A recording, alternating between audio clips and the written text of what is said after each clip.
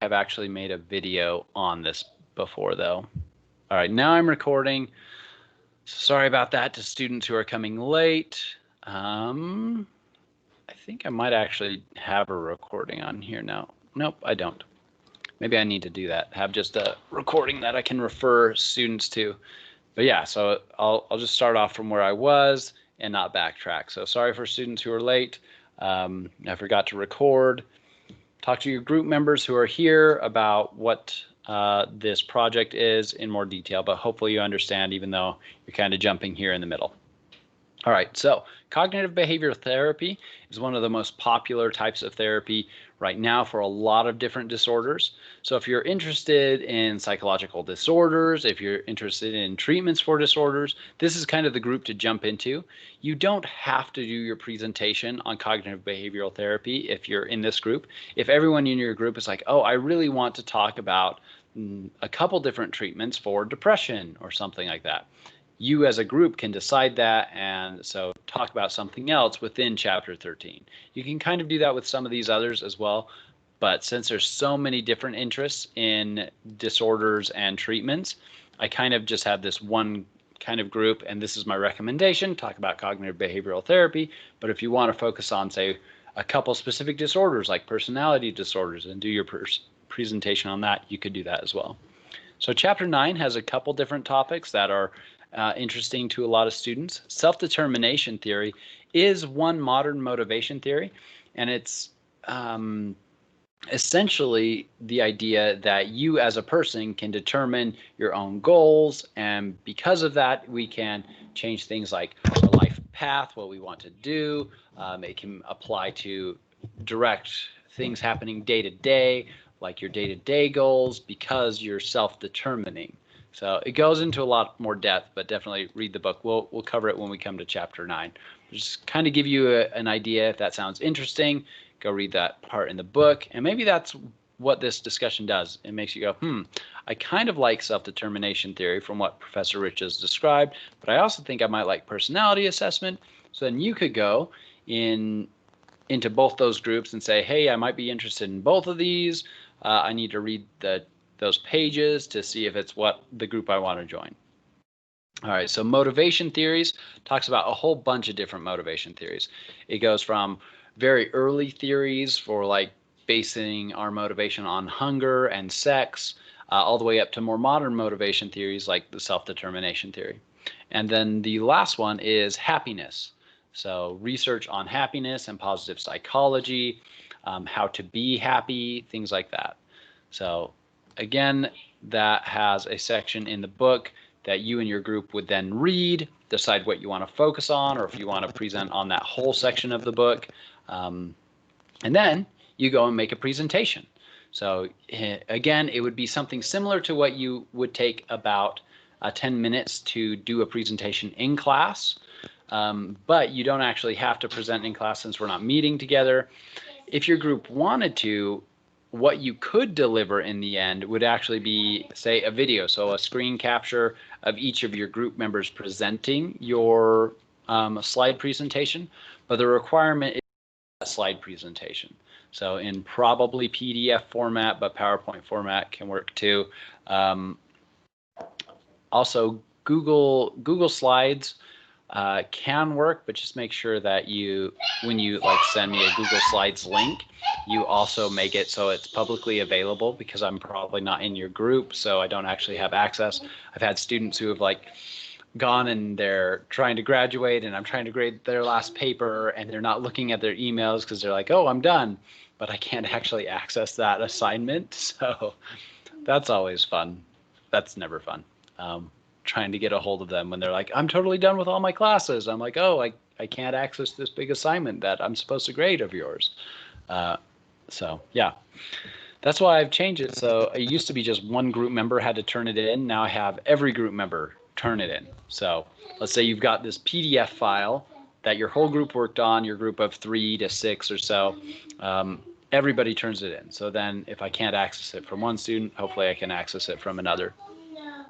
All right, so those are the topics. If any of those sound interesting to you, what you'll do is later today we'll jump in the teams. Here, I'll show you my Microsoft Teams to show you where you will find that. So you'll click on the Teams tab.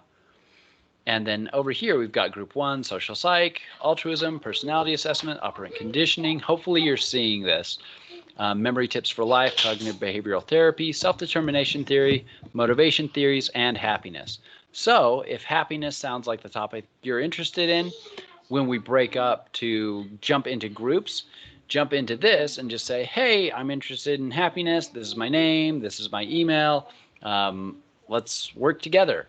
And then hopefully a couple other students who are interested in the same topic will jump in, and you can form a group, exchange information. Maybe I wouldn't actually put phone numbers here in Teams, but figure out each other's emails and then like start emailing. Then you could exchange phone numbers and text and things like that, or even set up Google Slides right off the bat. So that is where you will find those groups, and these are open to you at any time.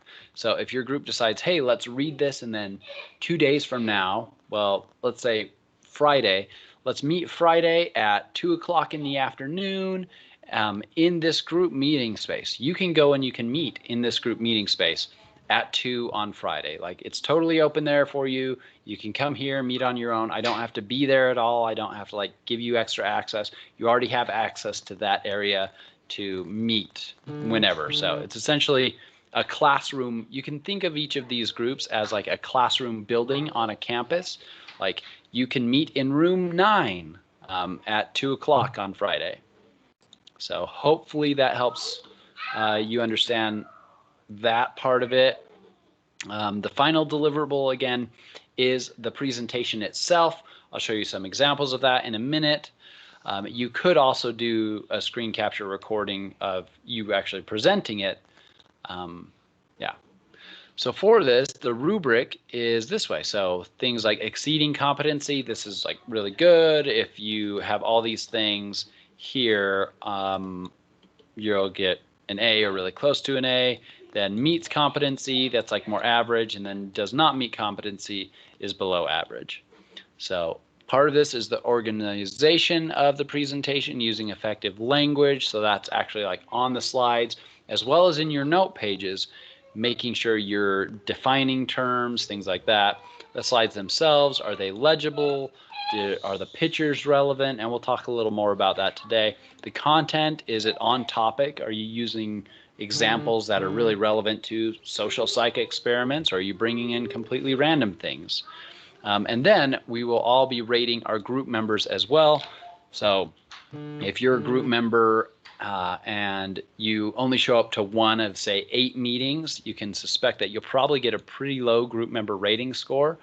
So I will average essentially the scores from your teammates for your final 20 points of your grade. So that could be different. That piece of it will be different for everybody. The rest of this will be the same for the whole group. So if you only attend 1 out of the 8 meetings your group sets, but your group as a whole does a really good job, you might be starting off at like an 80 possible percent, but then that last 20 will drop your grade a lot. So points to remember here, these ones that are this text that's smaller, this is mostly for like in-person presentations. So I still have it there in the rubric, but it's not really relevant to this class. So 100 points possible. Let's go back here. Here's an example presentation. And this is an example presentation with notes. I'll actually open that one. I think I'll download it actually is what I'll do.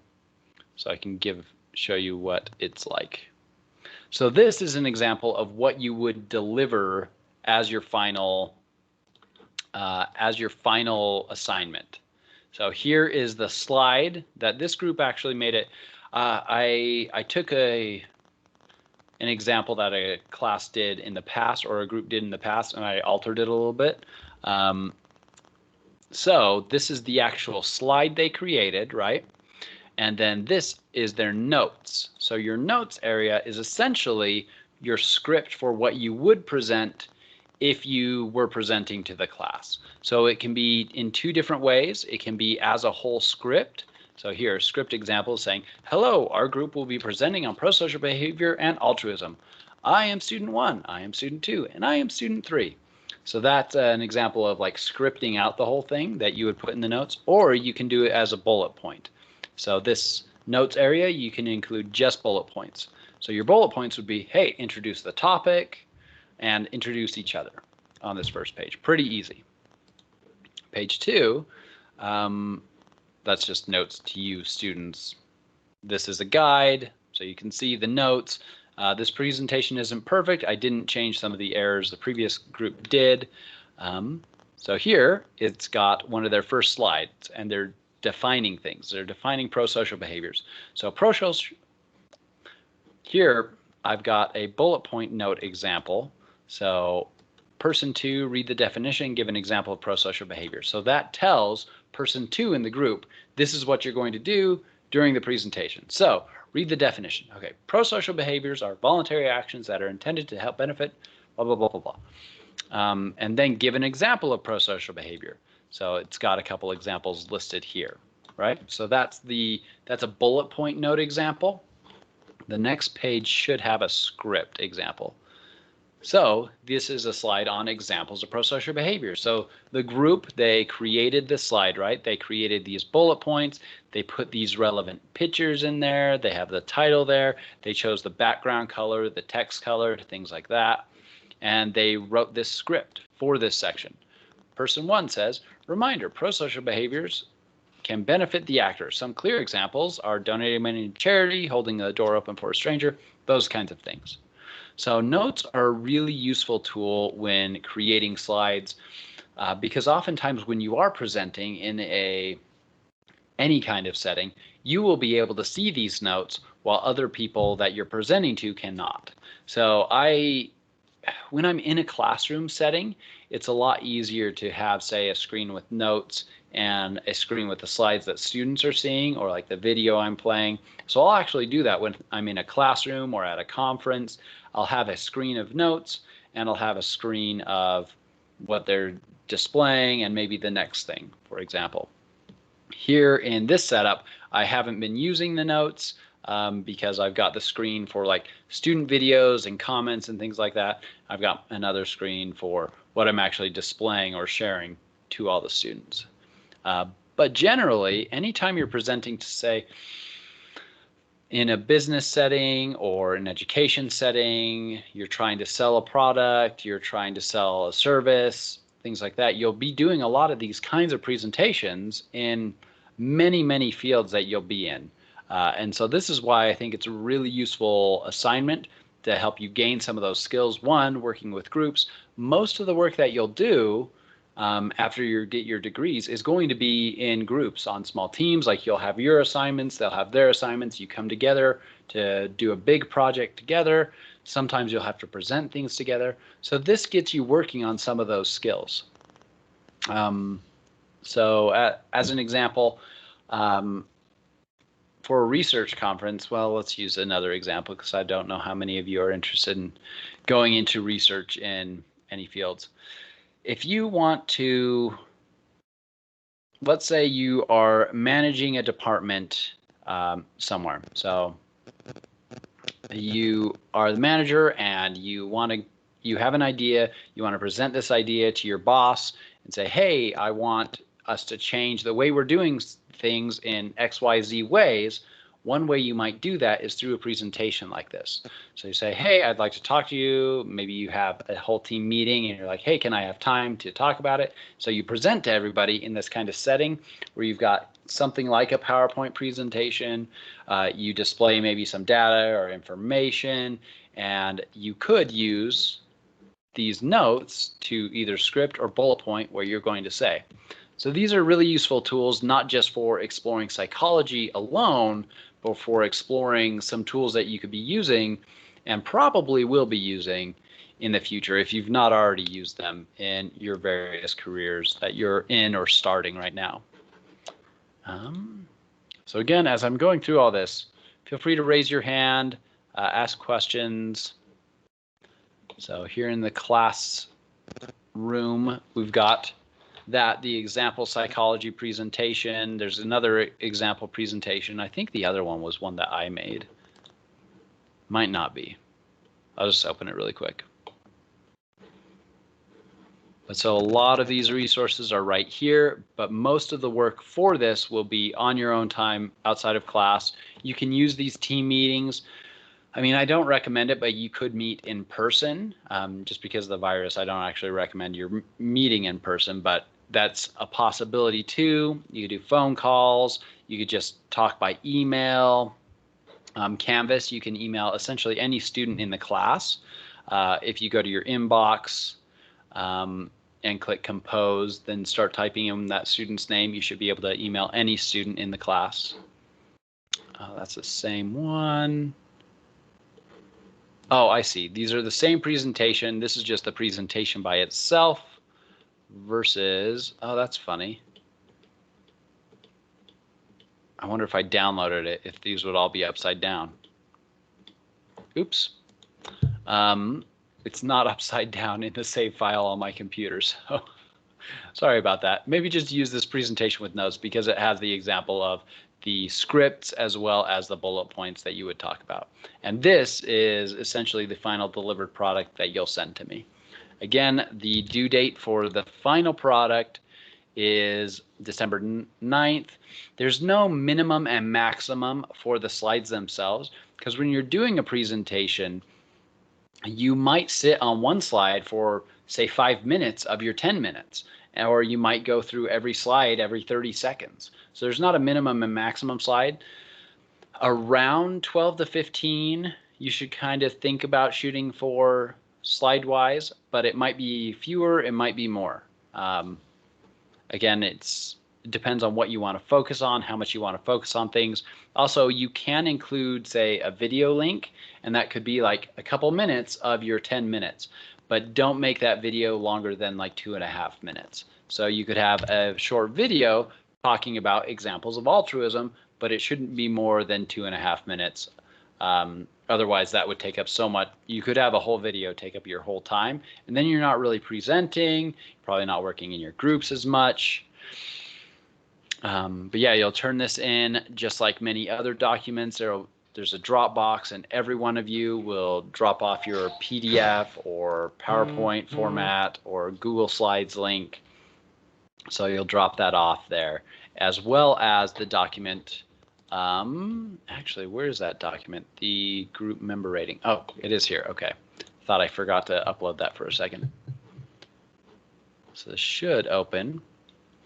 So every person in every group will upload both their presentation as well as this document. So you will put the student's name and yourself as well. So probably yourself first, give yourself a rating on the contribution. The format should be different. Maybe I need to save this in PDF so that the 5 is actually over here like it should be. But basically you put the student's name, rate them on all these things. You can see kind of the rubric here for contributions: always contributes versus never shows up. So 5 to 0, and you can judge like where student A, B, or C fits in each of these things. So again, I will take these scores, I'll average them across what your group members essentially rated your performance as, and that'll be the last 20 points of your grade. So work well with your group. Try your best to get to meetings, things like that. Reschedule, communicate is one of the biggest things there, so that you can get it done in time, especially since we're in this squish semester. December 9th will be here before you know it, which seems crazy to say, but now we're in November, so it's not October anymore. So yeah, time goes fast. All right, so questions about that? The next thing I want to show you, if there's no specific questions on the presentation, is a couple tips on doing good presentations, making good PowerPoints. And then we can jump to chapter 4.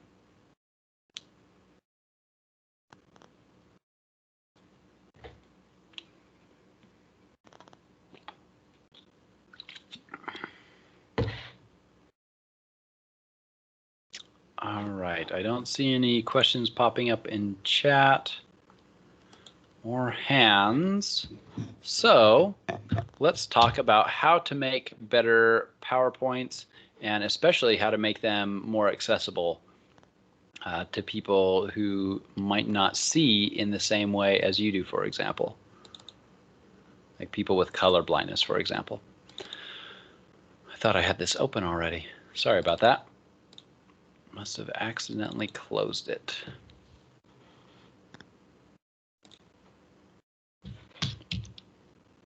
Yeah, it's not anywhere. Okay.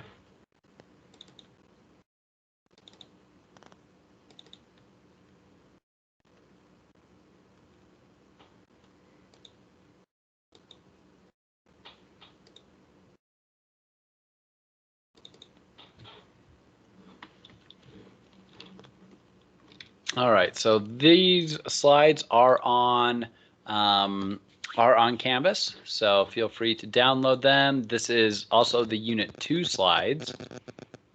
So let's get started here. Oh, that's not what I wanted. All right, so with this, to make a presentation more accessible, easier to read, to get a higher grade, use sans serif fonts. So sans serif fonts are text without tails, essentially, and these should always be used when you're doing a presentation on the computer. So cognitive psych research has shown that sans serif fonts are easier for people to read on a screen versus serif fonts, which means a text with a tail, like Times New Roman, for example, is actually easier to read in print form. So it's a little bit of a difference, like our eyes read faster, we comprehend a little bit easier. When on a screen, it's a sans serif font versus on a text page printed out is a serif font. So sans serif means without serif, and basically it means without tails. And then a serif font is a text or a font with tails. So here's a couple different examples. You could use like black and white in Veranda, Liberation Sans, white Arial, or other colors with Liberation Sans as well. So all of these can be used in PowerPoints. Arial is a really common one in PowerPoint files and can be read easily on a lot of different kinds of computers, whether you're using Linux, Windows, Mac OS. So headings, so like titles, the things at the big top of the page, should be at least 32 points or larger. So as you're choosing your font size, it should be that text or larger, or that text size. The subheadings for like topic titles, so if you had a subheading that said pro-social behavior, that should be a minimum of 30 points as the text size. And then any kind of bullet points or general text like descriptions. So you have a subheading that says pro-social behavior, and then down here you say pro-social behavior is behavior that benefits other people. As the description, that could be 28 point, and the subheading should be 30 at a minimum. So essentially, the bigger the text is, the easier it is to read, the faster people can read it, and also some programs that are reading, different programs do it different ways, but depending on the text, it can be easier with bigger text too. So bolding and underlining and using quotation marks in the text are pretty good ways to draw attention in a computer type of presentation. So colors might not be the greatest, as we've talked about with sensation and perception. Not everybody can see all colors in the same ways. So while you might think underlining something, or while you might think highlighting it in red is a good option, someone might not be able to see that highlight in red, or might not stand out as much as you're intending. So bolding, underlining, quotation marks. I like bolding. I think it looks nicer, but I mean, I'm not going to grade you down if you're using underlining and quotation marks. If you are using, say, different color text, then you might have some points off. So this is an example of some different text sizes. This is a lot of text on a page. You might have seen on some of my slides, I do have this much text. It's a hard balance when I'm doing presentations for students, as well as have these for students to take and study with, because it's easier as a study tool to kind of have everything on the one page. But in presenting, sometimes it's easier to have, or sometimes it's better, usually it's better to have less things per slide, which is why even on my text heavy slides, you'll see like I have one page with 1 or 2 lines, and then the next page with 1 or 2 lines. It kind of fills in over time so I can focus on those next points. But as a study tool, you would probably just go to the final page and look at that. So backgrounds should be really simple. They shouldn't be very graphical. As an example, there was actually a professor here at Salt Lake Community College. I don't even remember their name, so I won't tell you who it was. They shared some of their slides for this class, for Psych 1010. So sometimes we as professors will share slides and syllabuses to say, here, this is how I structure my class. Maybe you should do it a similar way. Well, they had taken a picture they were really proud of. I think it was either the Brooklyn Bridge or the Golden Gate Bridge. It was a bridge. It was a really famous bridge. So they had taken a picture. They were really proud of it. It was a nice looking picture. Like, I won't fault them for that. But they liked it so much they used it on every single one of their backgrounds. So they also desaturated it. But it wasn't black and white. It was like shades of blue and black and white.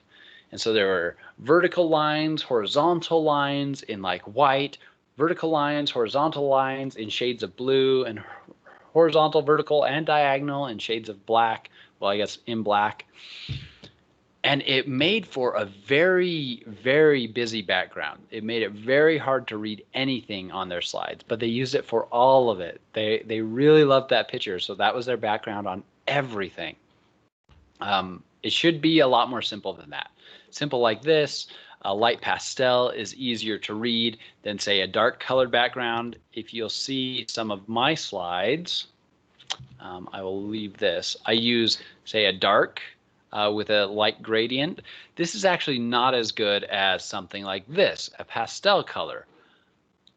But I do really like this color, if you can tell from my wall here. It's like my favorite color, so I use it anyway, even though I know it's maybe not the best. Other points. It's better than a picture of a bridge. It's definitely better than that. So also 2 color gradients are acceptable, but don't use too many different colors on a background. So granted, that picture of the bridge I was mentioning earlier, it would have been worse if it was in full color with tons of different colors, making it just like 3 primary colors, so the black, blue, and white. That makes it a little better, but better if there's just 2 color gradients. Similar to this, we've got this kind of greenish blue and kind of yellowish, and they fade into each other as a background. So it's still nice to look at, but it's not distracting. It makes it still easy to read. The color of the text doesn't change dramatically. So the closer these colors are on the color wheel, it makes it easier. So on something, a blue and violet background, a white text is really easy to read. But you can see here with a yellow or a yellow-orange background, a white text is very difficult to read. This actually says yellow right there, but a black text would be really good. So a black text works really good with this background that I have here, but a white text would not look good. You would hardly be able to read it at all with this background, but a white text can look pretty good with this background. That being said, it is easier generally for us to read a black text on a lighter background. Just cognitive psych studies have shown that it's a little easier. Humans do it just a little bit faster reading a dark text on a light background. So gray should be avoided in text and background. It can just mix too easily. Black text on gray doesn't look great. White text on gray doesn't look great. So gray text on anything doesn't look great, so don't use those. So it should be highest contrast that you can think of, essentially. So black and white, really high contrast. A pastel yellow and black, pretty high contrast. A darker background and a white text, that's a pretty high contrast. So the higher the contrast, the easier it is to read. So here's some combinations as recommendations. Obviously, even reading these, there's probably a few of them that are a little easier for you individually to read than others.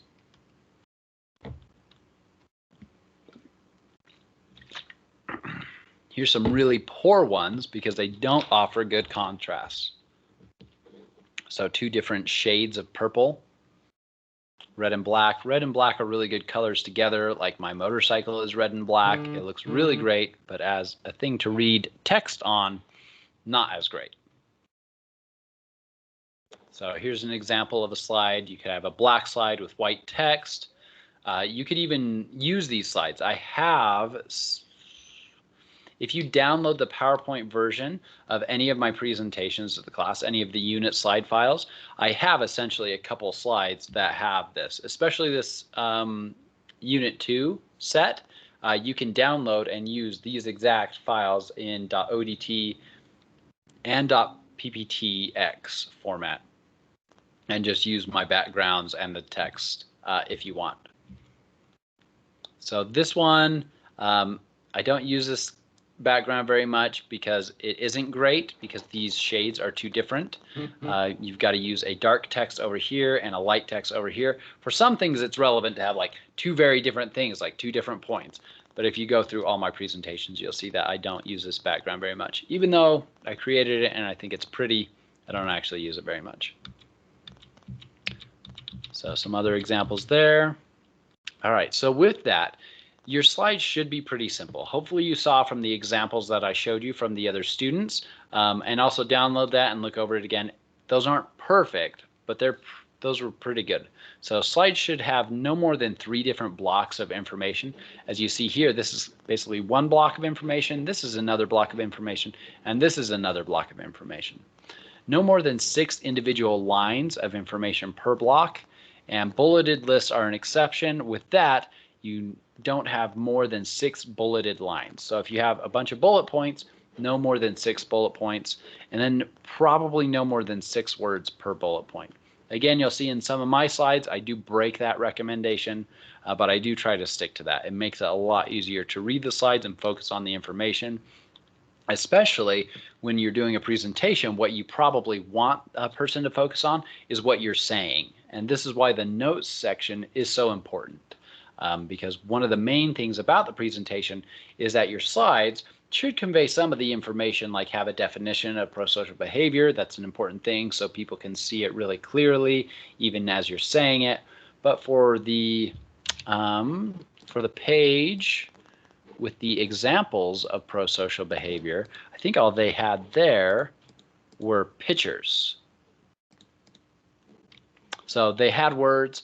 If I was to do the slides, I would probably just have the pictures rather than the words as well. And you can maybe a little clearer pictures too, a little more relevant.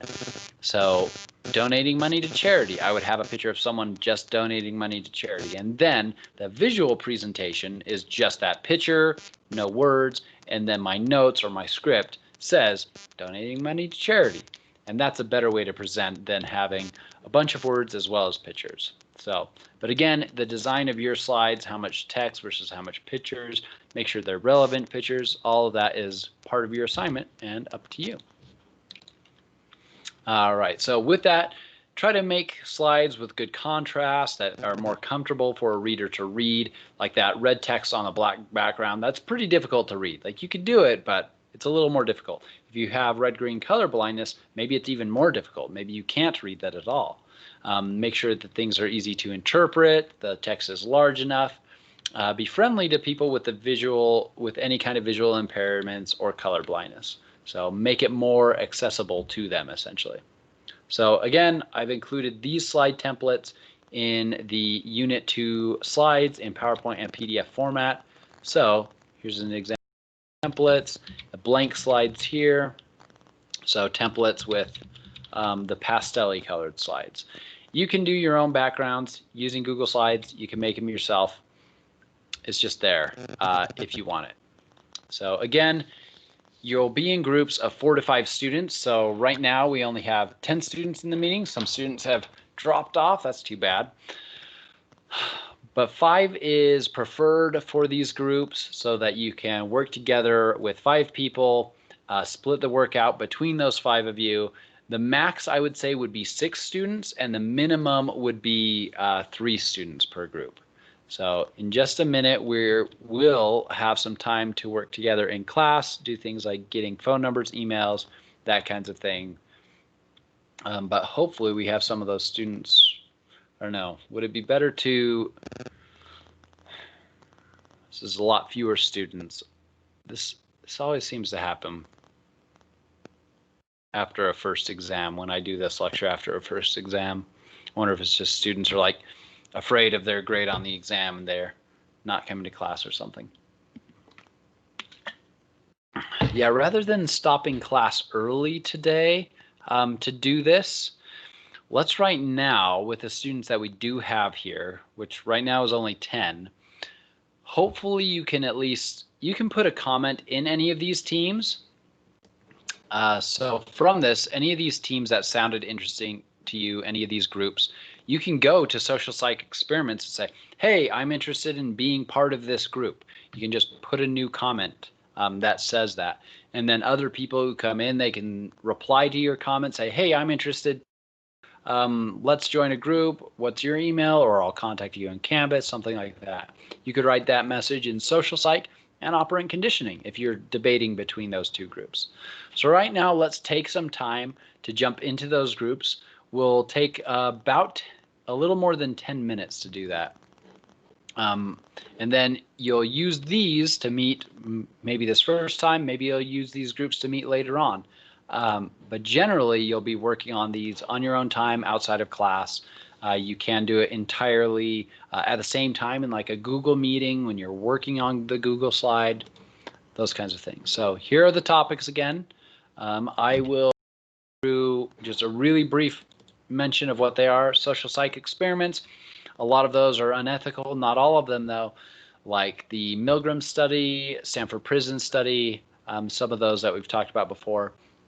But there are a lot of social psych experiments that could be discussed there. Altruism, pro-social behavior, one of my favorite topics. How do we encourage people to be more altruistic or pro-social, do good things to others? It's a topic I really like.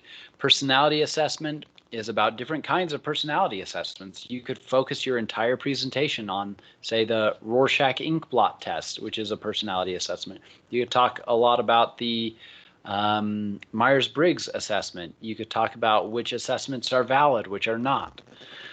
Operant conditioning. You could show a lot of videos of dogs. Well, maybe not a lot of videos because your videos should be only like 2.5 to 3 minutes of your entire time. But you could have a lot of examples of what is positive reinforcement, what is negative reinforcement, what is positive punishment, what is negative punishment. So those words mean specific things. So it could be definitions of those, or it could be a lot of cool examples that you find. Memory tips for life, again, is cognitive psych research on how memory works. And then with that, knowing how memory works, what can we do to study well, to remember lists, to remember people's names, things like that. Cognitive behavioral therapy is kind of the space for anyone interested in disorders and treatment of disorders. Hopefully your group can decide which disorders you'll focus on, which treatments you'll focus on. Again, cognitive behavioral therapy is one of the most popular for a lot of different disorders. So it's kind of a good one to sit there. Self-determination theory, a lot about goals, agency, motivation, and how you determine what you will do and become yourself.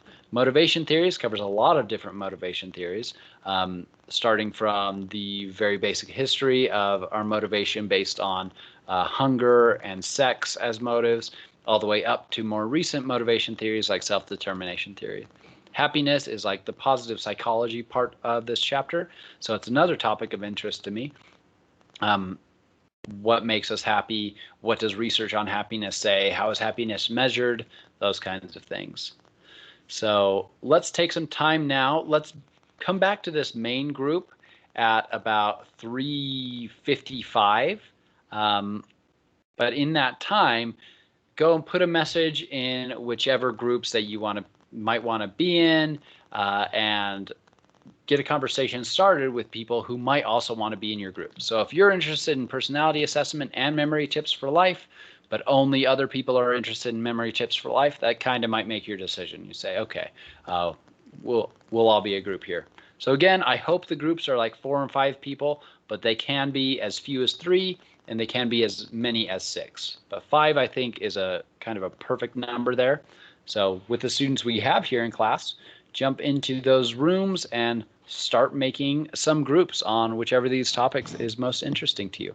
I'll kind of jump through or answer any commented questions here, but we'll use this time like to get to know people, start off in these groups, set that first assignment, which should probably be reading those pages in text, and maybe set a first meeting time. So since I keep explaining, the time keeps going. So let's come back at 3:57. But feel free to put comments in here. I'll be here. I just won't be talking actively since you should be in the other rooms. All right, so post any questions you have or raise your hand. I'll answer any of those questions. But right now, jump into those rooms and we'll be back here at 3:57.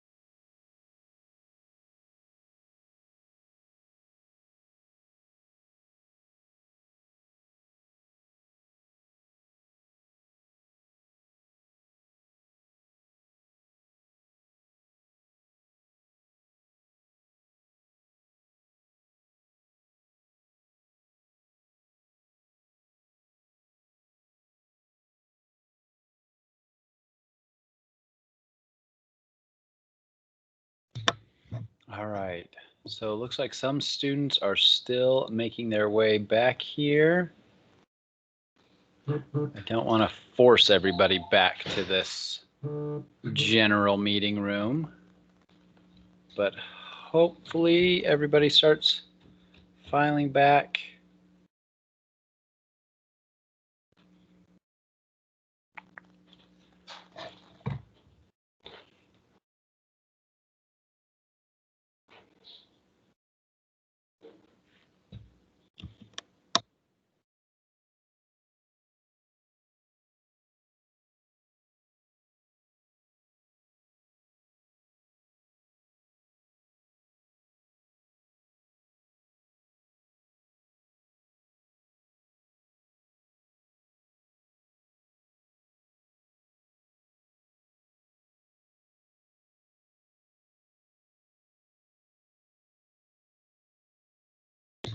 Oh, it looks like most students are back now. So if you do miss anything, you can watch the next couple minutes on the video. It seemed like everyone had at least one person that was interested in the topic they were interested in. There was a couple groups who looked like they had maybe 4 or 5 people already interested in a topic. Was there anybody who was interested in a topic and posted, but then no one replied? No one else was interested in that topic? If so, let me know in the chat, and also let me know what was the topic that you were interested in. Because I think I saw everybody talking to at least one other person, but let me know if that's not the case. From discussing with your group, I heard a couple groups or saw a couple groups exchanging emails, setting up times to meet or times at work for them. Are there any questions about this project? Like, what should your next steps be? What in the world are we doing? Anything like that.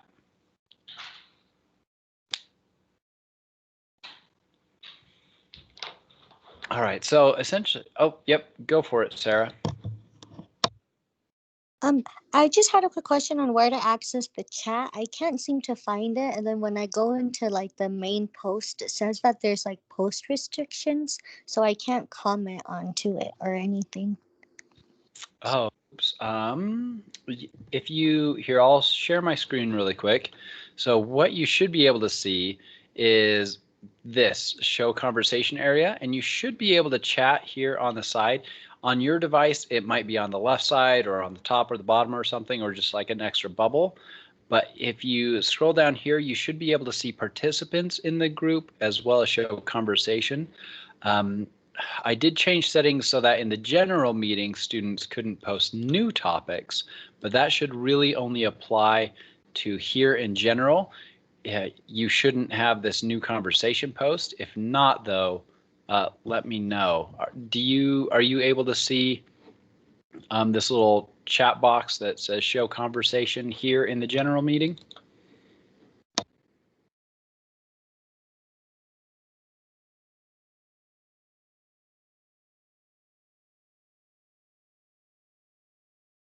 I was able to see it last week, but for some reason this week it's not coming up.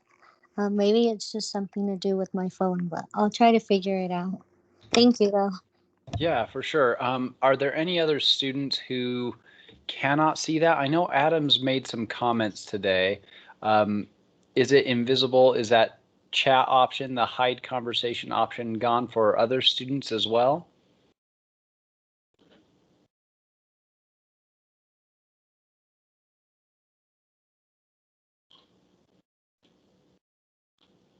I guess if it's not working for you and you don't have your mic on, you can't actually chat. So that would be a difficulty.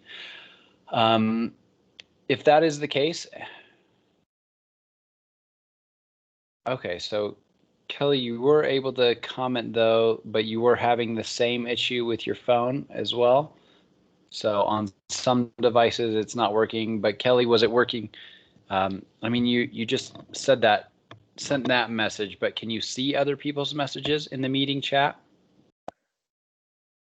Well, I can see it. I'm using my laptop right now, but for some reason on the phone, it doesn't work.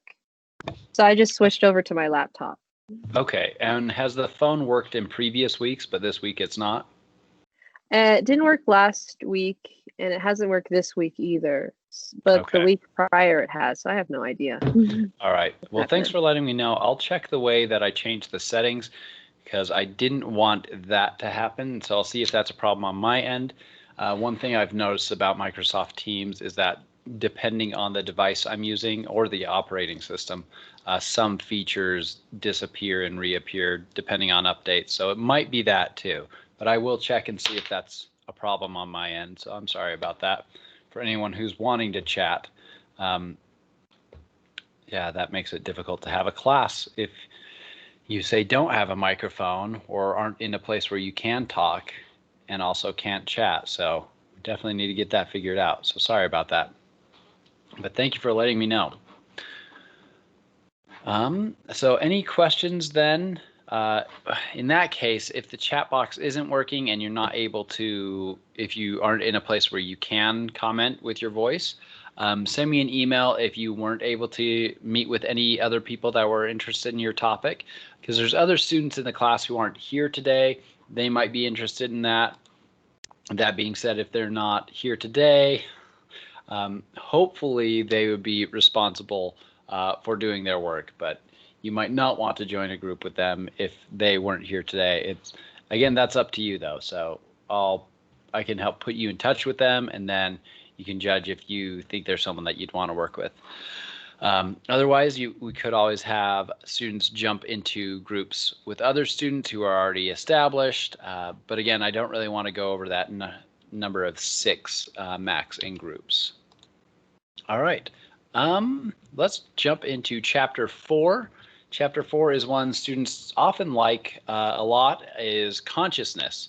So it's going to be annoying to talk about it if students can't comment on it, but feel free to raise your hand in the thing and also use your mic if you have that ability right now as you're watching the lecture. So what is consciousness? Conscious awareness is our inner mind, so to speak, the space that we are conscious of in which we think, feel, plan, wish or hope, imagine, and relive experiences. So it's kind of, if you think of the movie Inside Out, my son was watching Inside Out earlier today. Consciousness is that table, those emotions, joy and sadness and anger, all of them were at. They were watching that big screen. So they were conscious of what was happening to the character Riley. So that's our consciousness, that inner mind. There's not actually little emotions in our mind running our whole selves through a little table, but it made for a good movie. And some of it's pretty relevant, and we'll actually bring it up as an example. So thinking about the process of thinking is called metacognition. So it's super meta.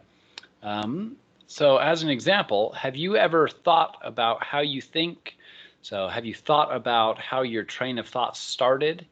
Have you ever tried to follow your train of thought? And look, there's a picture from Inside Out. So if you have, could you describe to the class an example of where your thoughts started or where you realized, oh, where did these thoughts come from? Can you take us through your train, where your train of thought went through?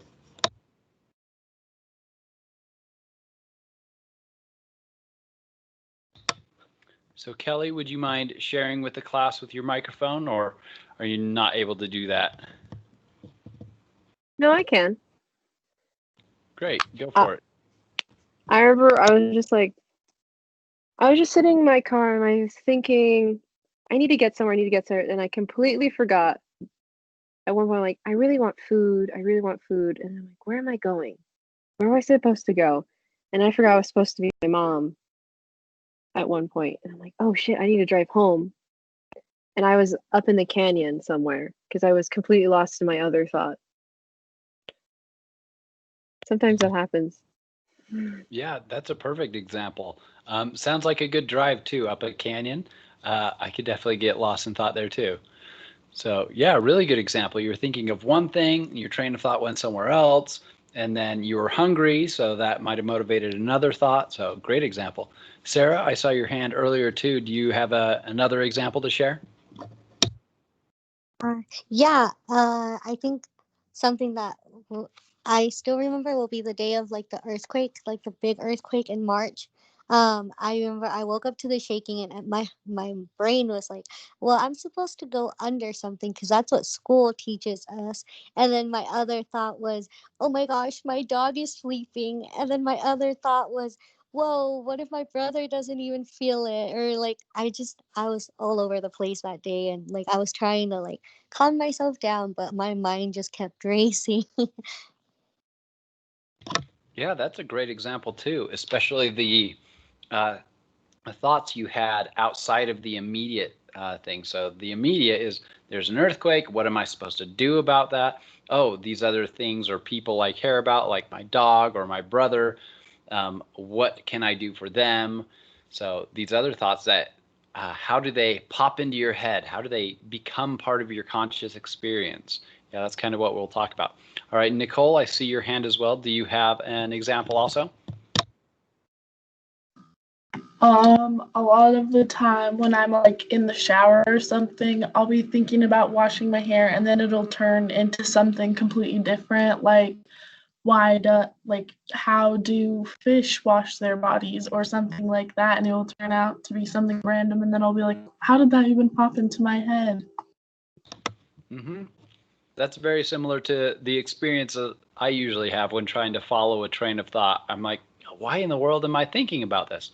Then I do this metacognition, think back, well, I was thinking about this, but before that it came from this, and then I can maybe get back on track from that original thing that prompted all the thoughts. So yeah, so the process of thinking like that and trying to trace your thoughts back, that's metacognition. So three really great examples. Thank you for sharing, all of you.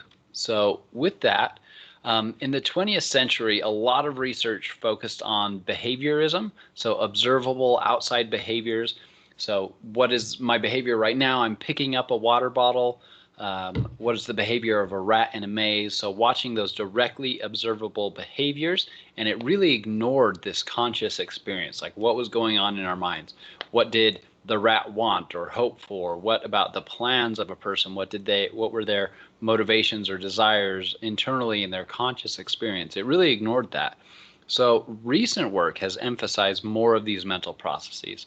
So in some cases, this was difficult to do before we had any kind of neural imaging technology, because we can talk about our own metacognition, our thought process. Well, first I was thinking of washing my hair, and then I wondered how fish wash their bodies, and then it led to I don't want to see fish in the ocean because I'm scared of things in the ocean. That's my addition to yours. That's where my brain went when you talked about that. I've got thalassophobia, the fear of like the open water spaces. Yeah. Anyway, so that's where my mind went. My metacognition there jumped off of your idea that you prompted in my mind, and that's where it went. So behaviorists, they would have completely ignored that at the beginning. But now, more recently, we have neural imaging studies. So when you're thinking of washing your hair versus fish, what parts of your brain are active? Being able to get some kind of observable data as well as your description of what you're experiencing makes it a lot easier to study these things. So that's why a lot more of this work has been done more recently than further back in history. So consciousness itself is defined as awareness and arousal. So those two things you need to be conscious. So awareness of ourself, our thoughts, our experiences, what's happening now. I'm in my office room.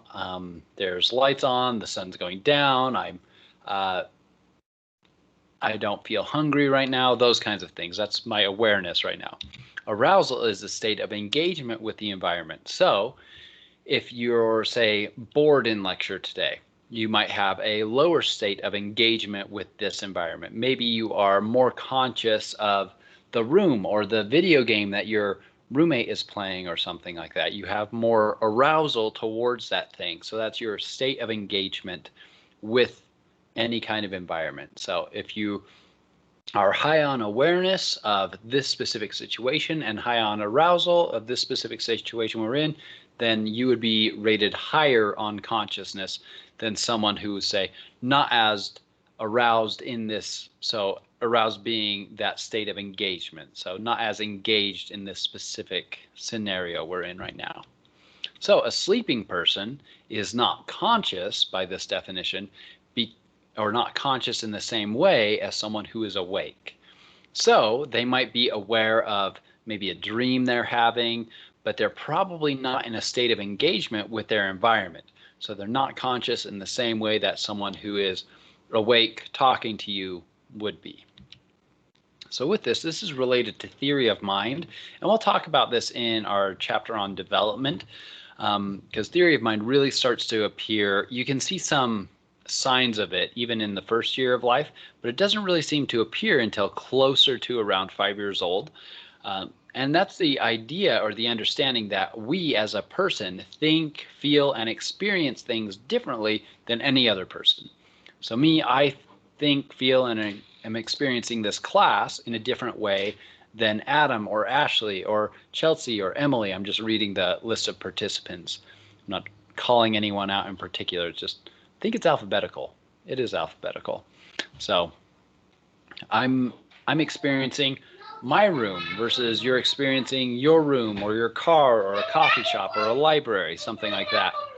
So my mind and what I'm experiencing in my own head is different than someone else. So in Inside Out, Riley's mind was experiencing a different thing than her mom's mind or her dad's mind was experiencing. So that was their consciousness.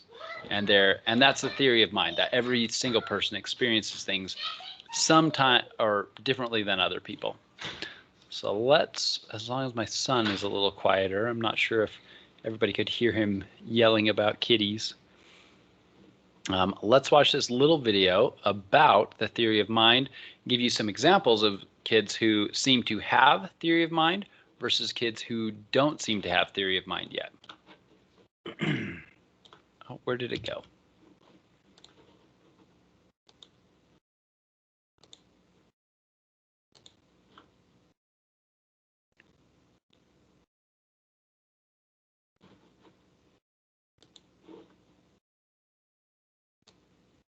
Oh, keep trying to click on the window and move it back to the screen I'm recording, and it's not working.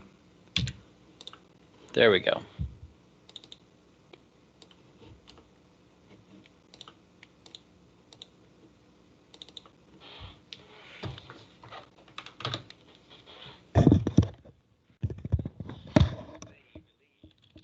Perhaps you thought your parenting skills were to blame, but science...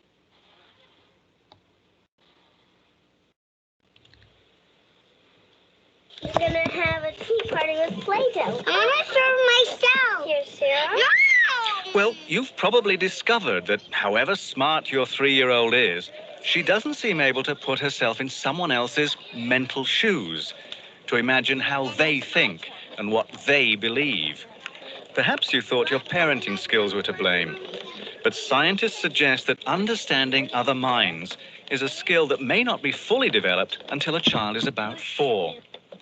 To learn how children's social skills evolve between about 3 and 4, researchers use something called a false belief test. What do you think's in this box? Looks fairly obvious, doesn't it? Crayons. But let me show you. I filled it full of candles. All right, now I close it up again. While you and I have been having this conversation, Snoopy has been down here asleep. Doesn't know what we've talked about. But let's bring him into the conversation. Now I have another question for you. What do you think Snoopy will say if I ask him what's in this box? Crayons, obviously. What else could anybody possibly say? Well, watch this 3-year-old. What do you think is inside this box? Okay, let's open it up and see. Candle. Now, you can ask the child what appears to be a very simple question about that. What did you think was inside the box when you first saw it? They say, oh, I always thought that there were candles in this box.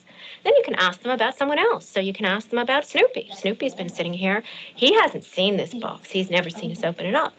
What does Snoopy think is inside this box? Candles.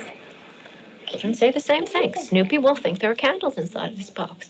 And what that indicates is that the children's view of how minds work is very, very different from the view that you and I would have. Did you see it? In the mind of the 3-year-old, everyone sees the world much the same way. There's no difference between what I think and believe and what everyone else, including Snoopy, thinks and believes. It is, in a sense, a naive and innocent view of the world, a kind of mental Eden. And then, about 4, comes the fall from grace. Now, if you take the 4-year-old, quite typically the 4-year-old will tell you that, as a matter of fact, he thought there were crayons in the box, and then he found out that there were candles in the box.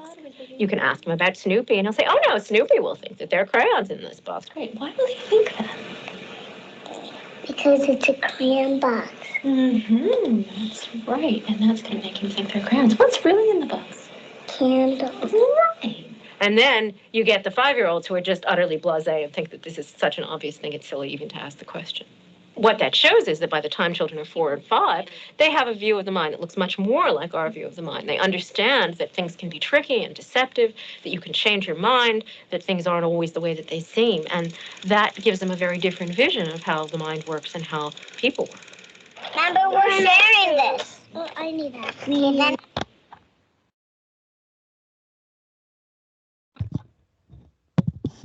So it's one thing to talk about it, that children that are younger don't actually have a theory of mind yet, or it's not fully formed yet.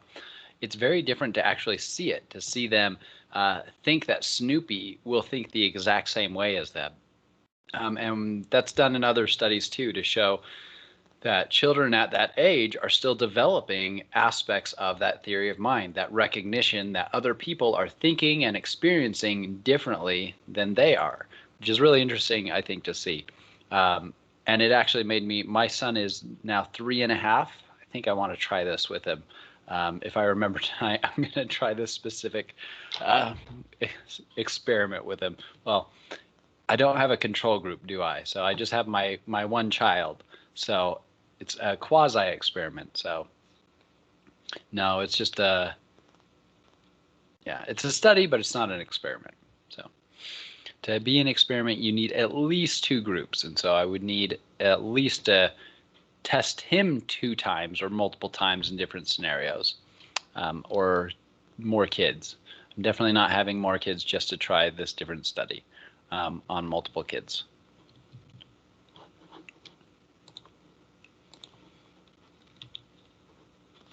My brother's having a child, though, so I guess 4 years from now I can test his kid too. So with that, remember the definition for consciousness is awareness and arousal. So there are different levels of awareness as well as there's different levels of arousal. So arousal is that engagement in the current situation. So awareness isn't just that on and off. Awareness has different levels. So you can have high level awareness all the way down to no awareness. So we call this higher level consciousness, lower level consciousness, altered states of consciousness, subconscious awareness, and no awareness. So higher level consciousness, usually the things that we're describing are things like controlled processes, like focusing on a goal, trying to get a specific task done, selectively attending, like listening to one conversation here versus the conversation over there. That is higher level consciousness. It takes more awareness to engage with these situations. Planning, goal setting, figuring. If you've just got a new phone, you probably need to use a higher level of conscious awareness to figure out how to work the new phone. So if I pick up my phone that I've had for like a year now, I know how to use it. I know where the buttons are. I know where my apps are. So it doesn't take this higher level of consciousness. I can do it very much at a lower level of consciousness. With this higher level conscious functions, a lot of this involves our prefrontal cortex, which is involved with planning. We need our executive functions to do those complex cognitive complex cognitive processes. That is a tongue twister, especially when you have a cough drop in your mouth. So sorry about that. Lower level consciousness. This includes automatic processing and daydreaming. So you can see the range here is pretty big. So automatic processes, for example, if I wanted to open my phone and call my wife, I have like an icon on my phone and I know where it is to honestly, usually I'd just be texting though. So maybe more realistically, opening up my phone and going to text, my body just knows what to do, knows where to press on my phone based on the size and shape of my phone. It's now become an automatic process to open up the texting app on my phone. It's also probably an automatic process to open Reddit on my phone, which is one way I waste too much time, and Pokemon Go, another way I waste too much time on my phone.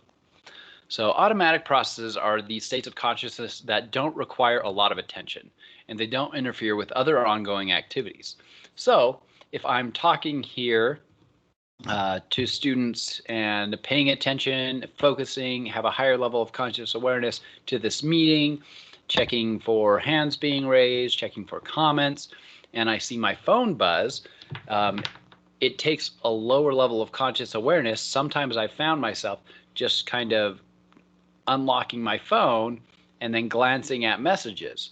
So that takes multiple steps to go and unlock my phone and then get to my messages.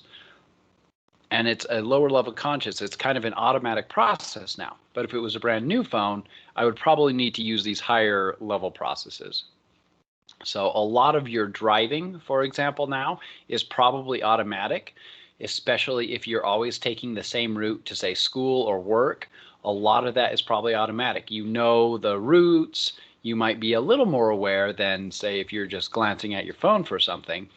But a lot of your driving processes, even if you're shifting your car, a lot of that's going to be automatic because you've been driving a couple years to many years at this point. So what's the neurology? So what's happening at the neural level to allow us to do these kinds of complex tasks like driving or opening your phone and texting, like pulling your phone out of your pocket and opening your phone and starting a text, or driving your car, shifting it, coming to a stop and shifting it down into neutral, or just driving around with an automatic transmission too. What is the neurology? Like what's happening in the neurons to allow us to do these kinds of complex tasks automatically?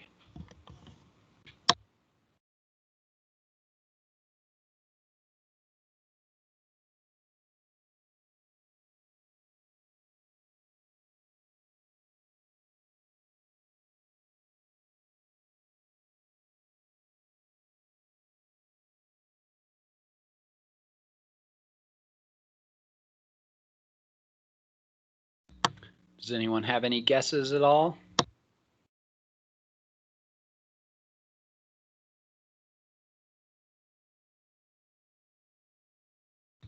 Go for it, Nicole.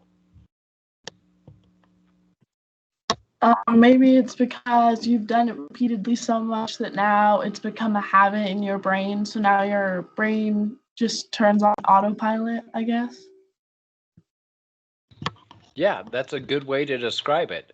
Yeah, I see some comments now that I think were there before, but just I was notified of. So yeah, muscle memory habit, that essentially you've developed this habit to do these things. So your brain has literally developed memories or pathways or highways to make these tasks more easy. So I don't think I have a picture of a neuron here on the next slides. I should put one there. But if you remember back to the neuron, you have the dendrites that receive a signal, the cell body, and then an axon that takes the signal away with some axon branches at the end.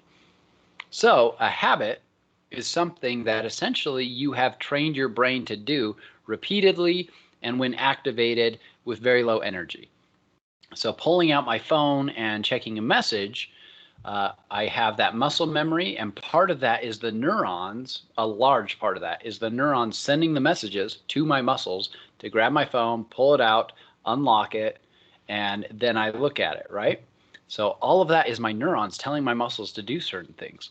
And the reason it can be done so easily, the reason that's a habit, is because I have done it so many times. Those specific neurons, they want to be really efficient. So they don't want to have to use too much energy to survive, because each individual cell wants to live, right?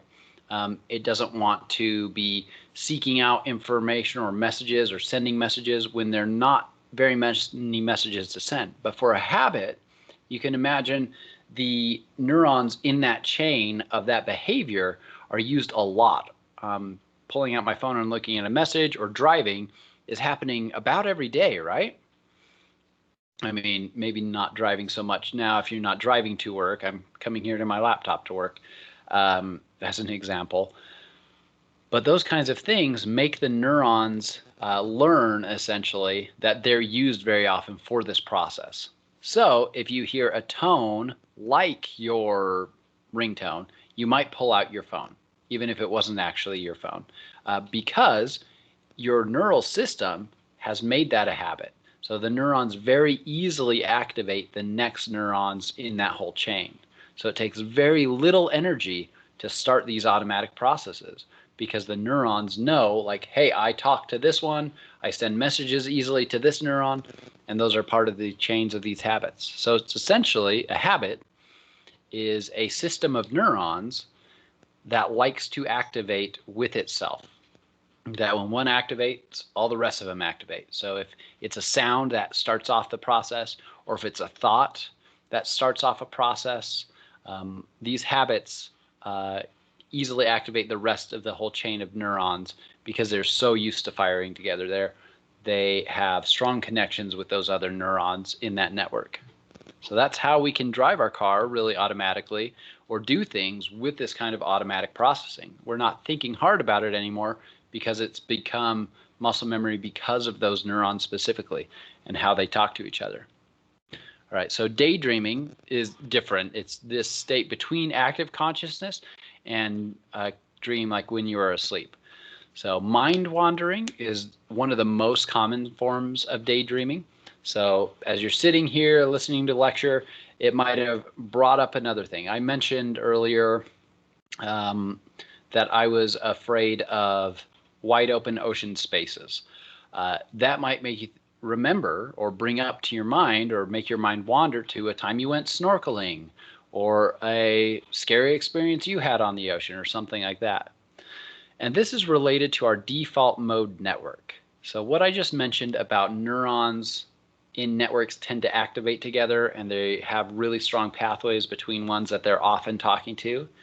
Essentially, that process creates a default mode network. So essentially, it's your pre-programmed neural pathways that are kind of generally running through a process. So if you think about it in the context of a computer, it's the basic processes that it's always running through. So your brain is always running through, maybe if you're hungry, your brain's default mode now includes like hunger and thinking about food or something.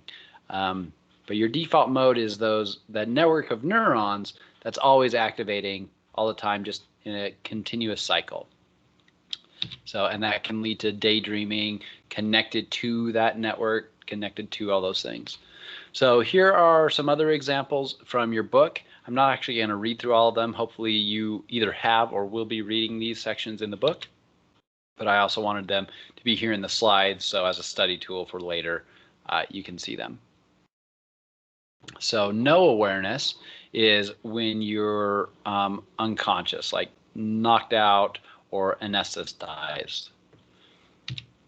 So with that, there are also altered states of consciousness. So this ranges from just losing a sense of self all the way to hallucinations. So these altered states of consciousness can be triggered by drugs or medicines, can be triggered by trauma, can be triggered by even things like fever, fatigue, sensory deprivation, and hypnosis. So consciousness is, again, that awareness and arousal of a situation. So how engaged you are in that situation. So trauma or drugs or even fever can change your level of awareness and arousal with any specific situation that you're in. Subconscious awareness has definitions. These are generally, though, the mental processes that we're not aware of. So if we're thinking of that inside out, like table where the emotions are like watching the screen of what Riley's doing and choosing what to do, that's what we're consciously aware of. Subconscious are the processes that even those emotions aren't aware of, the things that are happening in the background, memories pulling themselves up to the thing, like that gum commercial in the movie. So these are processes that are happening in your brain that you're not consciously aware of, that you're not aware are actually happening as some of that default mode network in your brain. So when you're thinking about a problem, maybe you stop focusing on it and you're going to bed or you're taking a shower, suddenly a solution might pop into your head and it just seems to come out into your consciousness. Probably what was happening, studies in and other brain scans, that parts of your brain might still be mulling over that problem, but it's just not in your conscious awareness anymore. And then all of a sudden, a solution appears, and that then comes out to your conscious awareness. So it's kind of interesting. Our brains can still work on problems like that, even if we're not consciously aware of them. So if you see a dog running down the street, you might consciously be aware of that there's a dog running down the street, and that might be all that you're conscious of. But your unconscious might already be processing that the dog is black and that it's moving really fast, and then that comes into your conscious awareness. So some of our sensation and perception, the sensation part is kind of that subconscious awareness, and then when it becomes part of that perception, now it's conscious awareness. So that is a whole range of things that fall under subconscious. When we're talking about subconscious, we can't really talk about it without mentioning Freud's ideas about the subconscious. So Freud was wrong about essentially everything in regards to subconscious, but a lot of our mental processes are outside of our conscious perception. So Freud thought that we had these different parts of our subconscious, was like the id, and that was focused on the basic motivations. Things like hunger and sex were driving forces and motivations, gave us energy to do things. The ego was kind of like the more of what we would now term like our conscious awareness of our choices, and the superego kind of worked between those things. So the superego would say, well, hey, doing XYZ is illegal, so maybe we should do this kind of thing instead. So we'll talk about Freud's theory in detail. I think I messed up on describing the ego right now, but it doesn't really matter that much at this point. We'll talk about it more in detail in our chapter on personality. But he thought that this subconscious motivation drove a lot of our behavior. And a lot of our subconscious processes are related to our behavior, so correlated. Hopefully you're picking up on those words. So a lot of thoughts, emotions, goals, and our perceptions can happen outside conscious awareness. So we might have a goal of getting a college degree. And even though we're not always consciously aware and thinking about that, that goal might still be a subconscious goal that we can bring into our conscious awareness sometimes, but might still be motivating some of our behaviors. So that is what we understand the unconscious to be doing now. It's kind of those mental processes that are happening, like a memory being brought up because of a connection with other aspects of a situation. So sleep and dreams. This is a topic students like to talk about a lot, is why we dream, things like that. So let's talk about sleep disorders, things like that. We did have kind of a sort of break when we were talking about groups. But before we dive into sleep and dreams, before we dive into different aspects of sleep and dreams, let's take a quick break, like our 5-minute break. I know it's close to the end of class, but let's take a 5-minute break, be back at 4:46, and then continue our discussion on sleep and dreams after that.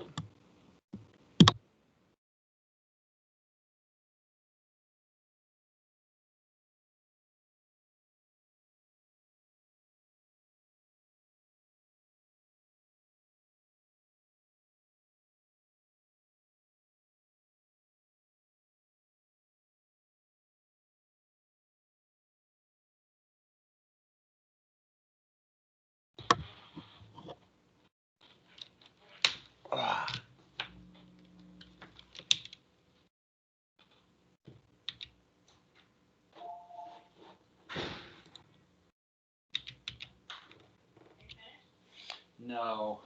We're going to talk about sleep and dreaming. Computer, read me my notification. I'll glue that and it'll just be a wand like this. I need a circuit. I think they're more likely to eat mini muffins or big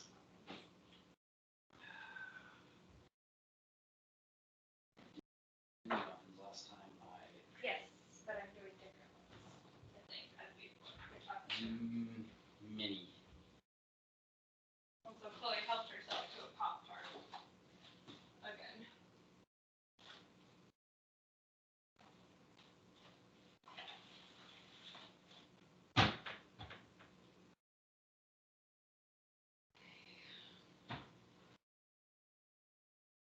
Awesome, it has directions for the mini one. 400, oh goody, it'll burn. Or should I just do it at 350 for longer?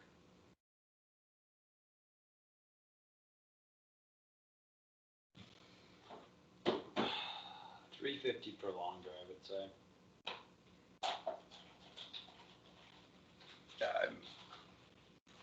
I had a little break while they worked. It was a little bit. Wait, is it this entire thing? Oh, damn, okay. Because you were wanting to use it once. Yeah.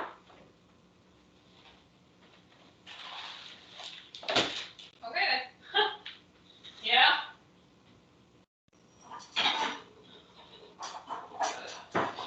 He is going right now. So I could go through, but Sorry, what?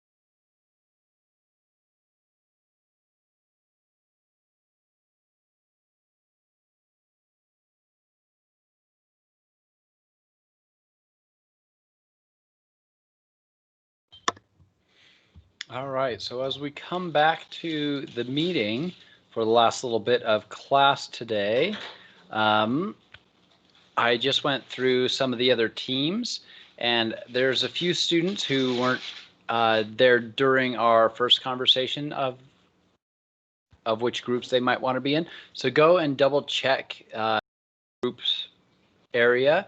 So the group 1, group 2, group 3.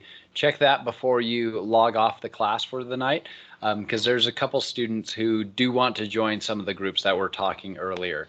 So add them to your contact list, and so you can work with them, see if you can all work together on your presentations. All right, so let's talk about sleep and dreams and how that is related to consciousness, dreaming, things like that. So a lot of our states of rest for our bodies are related to our circadian rhythms, and you've probably heard that term before. So circadian rhythms are just our daily schedules. They're related to our sleep-wake cycle, our body temperature cycle, our blood pressure cycle, and our blood sugar level cycle. So a lot of different hormones are involved in this whole process. So with it, it's run by this area in the brain, the suprachiasmatic nucleus. It uses light input to help synchronize the body with the light cycle. So with that, it can be a problem for fully blind people who don't have that access to light input to do this kind of regulation. So they still have the hormone functions and whatnot that would normally be running, but they don't have that reset of being able to have light kind of reset that and reschedule their clock, essentially. So with that, a lot of you may have traveled internationally or traveled over the country in a plane and had jet lag. So how do we reset our biological clock? Well, I do have a couple answers here. I thought I had another slide with this question, but does anybody have any tricks that they've tried to use to reset their biological clock after traveling like that? I have a colleague who swears by this, and he travels pretty frequently from Australia to the US and from the US back to Australia. He says that he does not eat anything on the plane, and he doesn't sleep at all on the plane. So, which seems insane to me because that flight is long. It's really long. But he doesn't eat anything on the plane, and he doesn't sleep on the plane, and it resets his biological clock. He can get to sleep when he gets there and whatnot. Does anybody else have any tricks that they've tried? Looks like Adam's got a hand up. Go for it, Adam. So it's not really with jet lag. I have sleep problems, so my circadian rhythm is it can get out of tune a lot.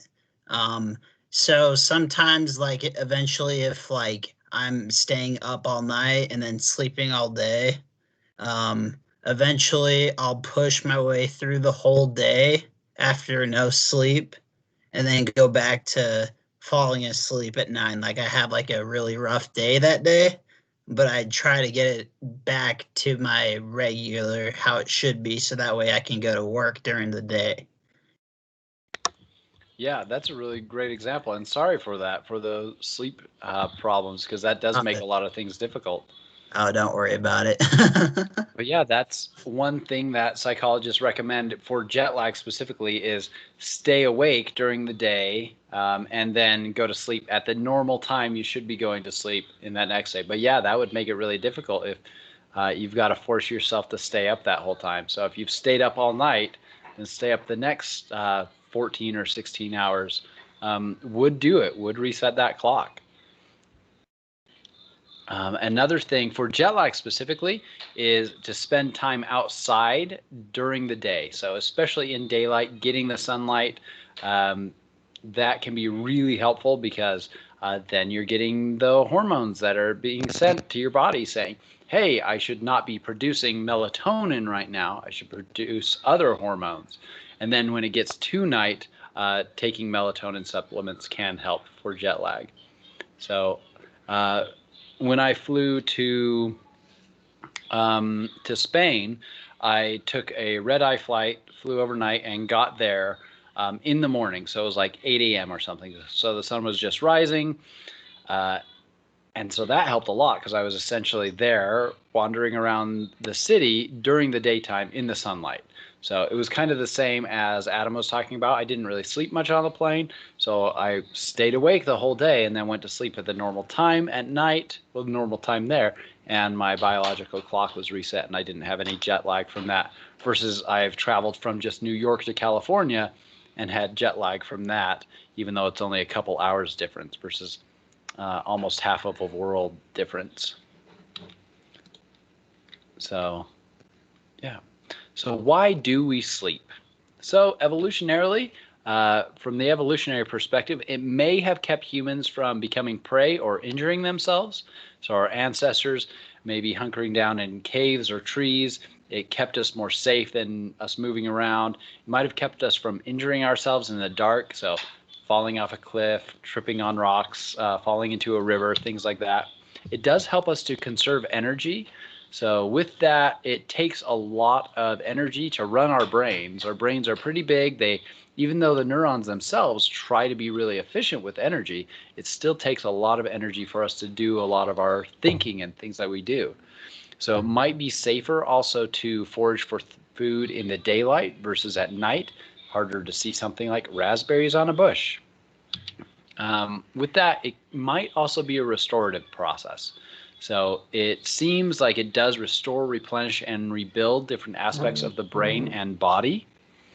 And with that, if you remember when we talked about genetics and how DNA is read by proteins to then tell cells what to do. So the proteins read the genes, and then they tell the cell what to do, and then the cell makes an eye blue, right? Or it's part of the structure that does that. Right, so more proteins are active during sleep. So it helps for like replenishing different organs in the body, rebuilding things like if you've got wounds sometimes. So also, it might support brain plasticity. So that process of dendrites connecting with other axons, more axon branches being grown, more dendrites being grown. The connections between neurons seem to get stronger during sleep. So memories, you might have heard memories are made during night. So you make memories of the day during nighttime. That's a little simplistic way to put it, but it's fairly true. So those neural networks that we use to go throughout the day to have events happen, those kind of get stronger and more solidified, which is essentially what a memory is the same neural network that was active during the process happening. Is kind of solidified, kind of like those habits we were talking about before. So a lot of this is at the neural level of the neurons becoming more active and easier to talk to their neighbors. So it might help to consolidate memories as we sleep. So the brain isn't working on processing new information. Like we might get a little bit of sensation and perception in our sleep. Like we might hear things around us, but we're not getting as much new information while we're sleeping. So it can focus on these other tasks like the brain plasticity, growing new dendrites, making new axon branches, solidifying these connections. So let's talk about different stages of sleep. Stage N1 is non-REM sleep. Oh, I totally forgot. I recently have been using a Fitbit to track my sleep. And so you can see based on your pulse, essentially, when you're in different stages. So I was going to use that as a visual example, but I don't actually have any of those pictures saved to my computer. So sorry about that. I guess next semester I'll put that in. So stage N1 is non-REM sleep. It's a drowsy sleep. You often during this sleep have muscle jerks and feelings of falling. So if you've ever been just lying down to go to bed and all of a sudden you feel like you're falling, you kind of jerk to like catch yourself, you were probably in stage N1 sleep. So if you see a person falling asleep in a classroom, it's most likely that they're in stage N1 sleep. So see someone kind of dozing off, their head's kind of like falling on their hand, and they kind of like jerk like that. Probably they're in stage N1 sleep. If that's happening to you today during our lecture, you're probably in stage N1 sleep. So N2 sleep is also a non-REM sleep. It's a deeper sleep than N1, and there is decreased muscle activity, so there's less of those muscle jerks, but it is still a very light stage of sleep. So if you're woken from this sleep, you might not even realize you were sleeping. You can move pretty quickly through N1 to N2. So let's say you were watching someone fall asleep in class. They kind of got more and more relaxed. Their head was falling down, and they were asleep for maybe 3-5 minutes. If you wake them up, they might have, if they were in N2 sleep, they might not even be consciously aware that they were sleeping. So you might have experienced that if you say to anybody, your friend, hey, you fell asleep while I was talking to you or something. They might be like, no, I didn't. They might not actually realize that they were asleep if they were in N1 or N2 sleep. N3 is the deepest stage of sleep. It's also non-REM. The brain waves here during this time, and this is a diagram of different brain waves. These are different waves while we're awake. This is this non-REM N1 sleep. This is stage N2. And then N3 is the most vastly different from our waking brain waves. You can see here, these are the EEG results for waking, and then this is for N3 sleep.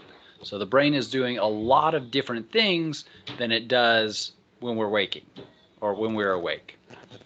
So sleepwalking, sleep talking, bedwetting, all of these are the most likely to happen during N3 sleep.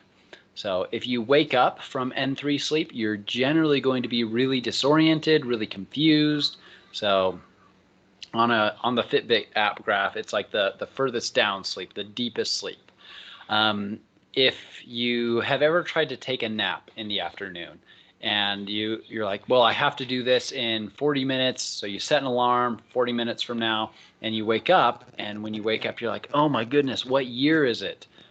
Is it Monday? Is it Tuesday? Did I miss work? If you feel like that, you are probably just woken up from N3 sleep. So you'll feel quite disoriented. Stage R sleep is REM sleep, and you've probably heard of this before. It's pretty much the only one I hear just like in general conversation people talk about. And generally we go through N1, through N2, to N3, and then back up, N2, N1, and then we go to REM sleep rather than waking up. So that's usually the sleep cycle. We go 1, 2, 3, then 3, 2, 1, REM. So REM is the most active stage of sleep in the sense that it is very similar to waking, well, very similar to relaxed wakefulness. So if you're relaxed and you're awake, in some ways similar to meditation, but different in other ways. Different parts of your brain are active in meditation versus REM sleep, but some of the activity is similar. It's very similar to when you're awake and you're relaxed. This is when most dreaming happens. This is when it's most likely that you will remember your dreams as well. So if you're waking up, you can have dreams in N1, N2, and N3 sleep, but you will not usually remember those dreams. You will very often remember your dreams from REM sleep. So I saw Adam's hand disappeared and then it's back. Adam, do you have a comment? Yeah, so while I was reading the chapter, it asked me how many stages of non-REM sleep there was. I thought that was 3, but it said 4. Is REM sleep still non-REM sleep, or like? And this was in the Smart Book? Yeah. Okay, that is strange. I'm not sure what they would be counting as the 4th. It still only had 3 in the book, but so I put 3 and it said I got it wrong. So I was like, yeah, that's good to know. I mean, with that, it doesn't, missing that question doesn't actually affect your grade. Your grade is based on the completion of all the questions. So, right. So I'd say that's right. I will definitely go and check that though, because that is funny. It doesn't seem like that is keyed correctly. So I'll write that down. Thanks for letting me know. Problem.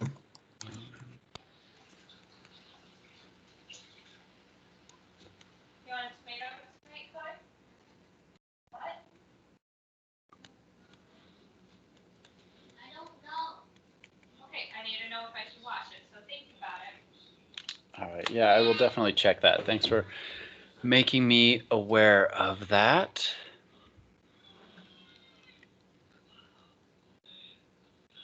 Okay, so other students were seeing that same thing, that it was marking 3 non-REM stages as wrong.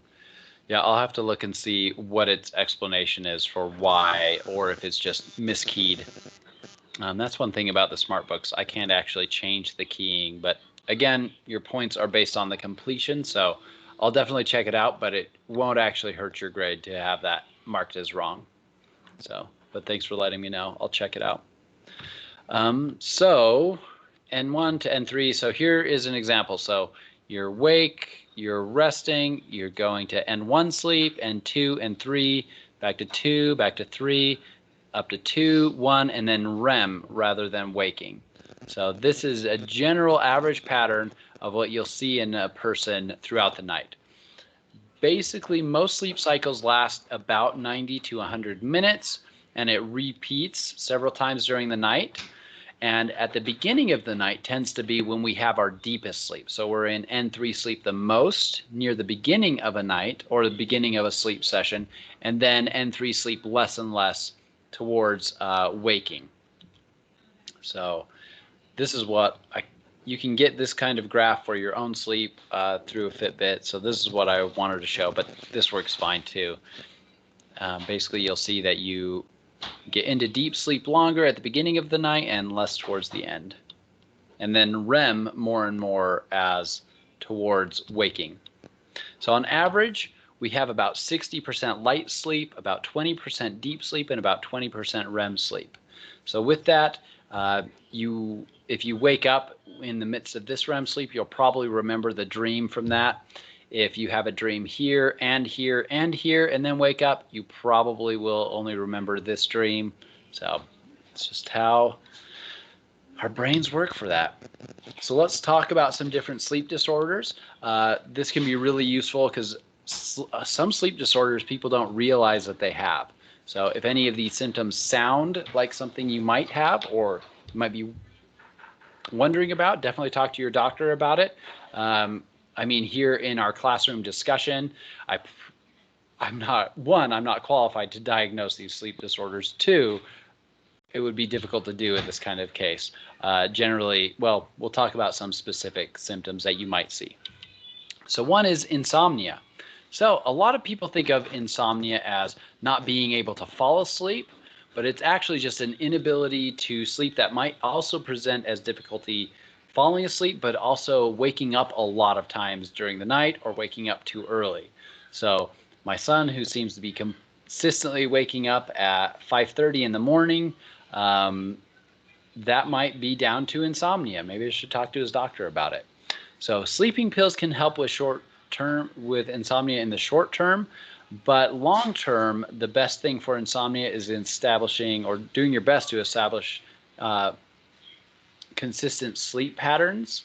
A lot of different sleeping pills can be habit forming, and also you can develop tolerance to them. So you might need more and more and more to get the same quality of sleep that you had before. So usually doctors recommend trying to establish good patterns that you and your doctor work together to figure out to have better sleep. So again, insomnia isn't just difficulty falling asleep, but insomnia can also present as you wake up a bunch of times during the night, and then during those wakeful periods, you have a hard time maybe falling asleep. So sleepwalking and sleep talking tend to happen during N3 sleep, and with that, it is best to wake sleepwalkers up. So there are times when sleepwalkers can hurt themselves. For example, my brother, when he was very young, he would sleepwalk, and he would walk through our house, up the stairs, and go to the fish tank. And then sometimes he would come back down. Sometimes he would just fall asleep there. But it could be very easy to like trip and fall on the stairs when you're sleepwalking. You can injure yourself. There's even stories of people who go out sleep running and then are like hit by cars at 3 a.m. So it's definitely best to wake sleepwalkers up. Because they're in N3 sleep, they tend to be very disoriented. Just like if you wake up from a nap in N3 sleep, you're like, oh my goodness, what day is it? Did I miss work? They're kind of the same way. They've just woken up from N3 sleep. They don't understand where they are or why they're there, what's going on. So it is best to keep them safe by waking them up. The cause isn't really clear. It does seem to happen more often when sleep deprived or using alcohol. Sleepwalking and sleep talking can also be caused by other things like substances. So with that, people who are sleep talking can sometimes seem coherent as well, but they are not conscious. So they don't have that awareness and engagement with the situation. So they might seem like it, but they might not be. Sleep talking can range from just saying a couple words during sleep, so a phrase, something like that, or it can go all the way to having a full-on conversation with a person. So maybe you've had a roommate or a partner or a sibling who at 2 a.m. they have a conversation with you, and then the next morning they don't remember it at all. They may have been sleep talking during that period of time. My wife was just saying our son last night, he was saying things in his sleep. We couldn't really make out what he was saying. And then about a week ago, it just happened to be right after watching a scary movie. My wife was talking in her sleep and then she like giggled. It was really kind of creepy, honestly. Right after watching a scary movie, I'm like trying to sleep and like hearing all these random noises, and then there's like creepy giggles in the room. So maybe not super relevant to the lecture, but that's where my train of thought just went. So a little relevant. Sleep talking, sleep giggling, probably happening in N3 sleep. So with that, hey, it looks like I was thinking of tangents when I was making these slides too. The song Sleepwalking Elite is a really good song by Chevelle that whenever I talk about sleepwalking, I want to bring up. It's my favorite band. Definitely not relevant to the class, but here's a YouTube link if you want to listen to it later. They're a good hard rock band. I think not enough people know about them. So there you go. So sleep disorders as well, nightmares and night terrors are two very different things. A nightmare itself is a scary dream. So a scary dream that will wake someone up from REM sleep versus a night terror is very different. So with that, nightmare is in the dream, usually they're in some danger, monsters trying to eat them, something like that. They're falling. So usually, or on average, children around age 3 to 6 are the most likely to have nightmares. And then they tend to decline after that. With that being said, people even in late adulthood can have nightmares, but that's just the peak time. So it is correlated with life stressors. So if you're really stressed about election results, you might be a little more likely to have a nightmare, for example. Or if you're interviewing for a new job tomorrow, you might be a little more likely to have a nightmare. So it is correlated with that. So with that, I did have a reoccurring nightmare as a child around in between the ages of 3 to 6. It kind of peaked for me at about 4.5. And in my reoccurring nightmare, E.T. would chase me around my house, essentially. So in my dream, I had a piggy bank. In reality, I had an actual pig as a piggy bank on a dresser. But in my dream, this piggy bank was an E.T. shaped almost exactly like this. In my dream, it would like grow to life size from the movie, if you've ever seen that movie, and like float around my house chasing me. And so my nightmare, I had to get back to my bed and like get under the covers, because you're safe from the monsters under the covers, you know, or like shut the door so it couldn't get into my room. And if not, I mean, I assume I died, but I would always just wake up from the nightmare if E.T. caught me.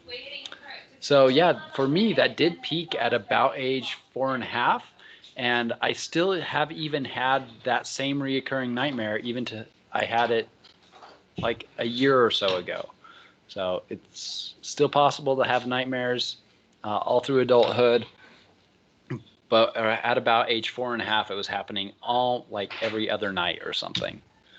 So a night terror is very different than a nightmare.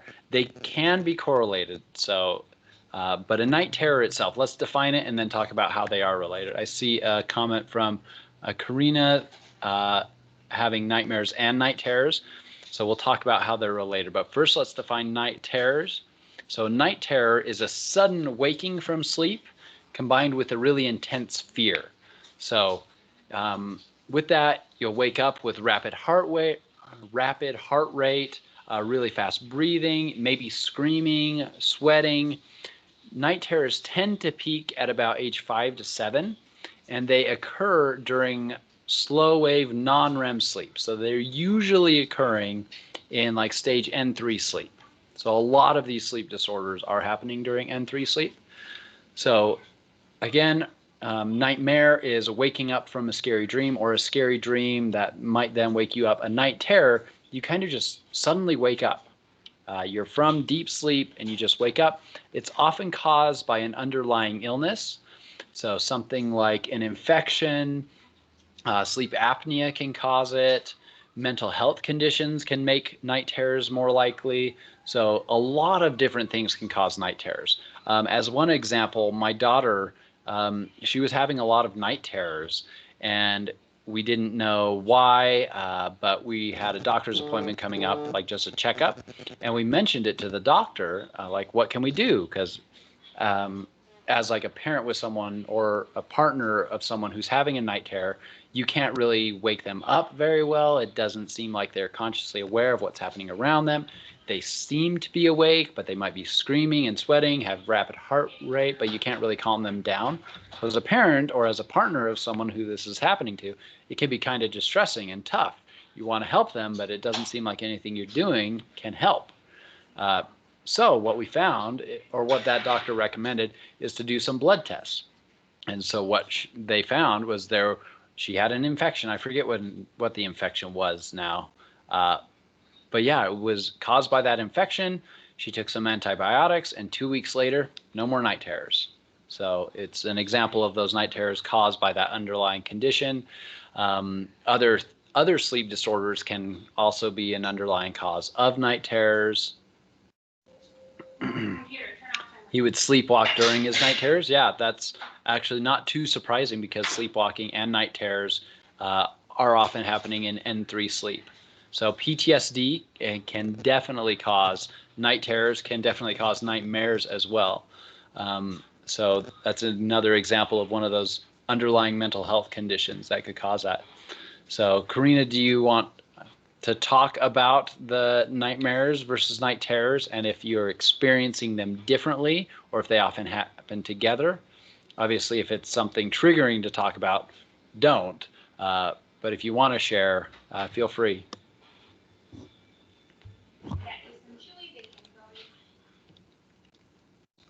So Karina may be commenting or may not. Either way is fine. So for night terrors, some of the best things to do.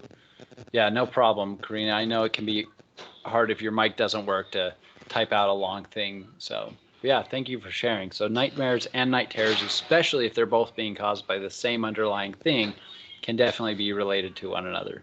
But usually a night terror isn't caused by a scary dream. So it's caused by one of these kind of underlying illnesses or some other thing that changes body chemistry, hormones, neural networks, and they just wake you up in a night terror. Yeah, in your night terrors, you can't move. You see what you're dreaming, but you are awake. So you're aware that you're awake and that these other things are a dream, but you're not able to move. And that's actually related to another sleep disorder, sleep paralysis. You can't realize what's real and what's not. Yeah, that would be a really terrifying experience, being partially aware and having that conscious awareness of what's happening in reality, say in a bedroom, versus a dream. So that could be a really difficult thing.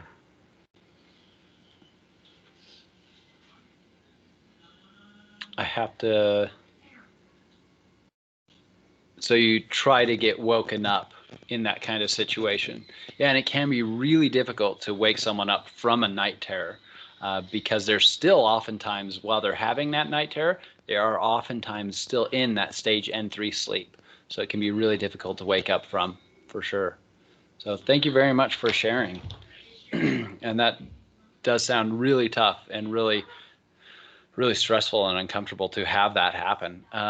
So hopefully you are talking to doctor or doctors that could help you and are hopefully helping you with those night terrors and nightmares, to manage those symptoms for sure.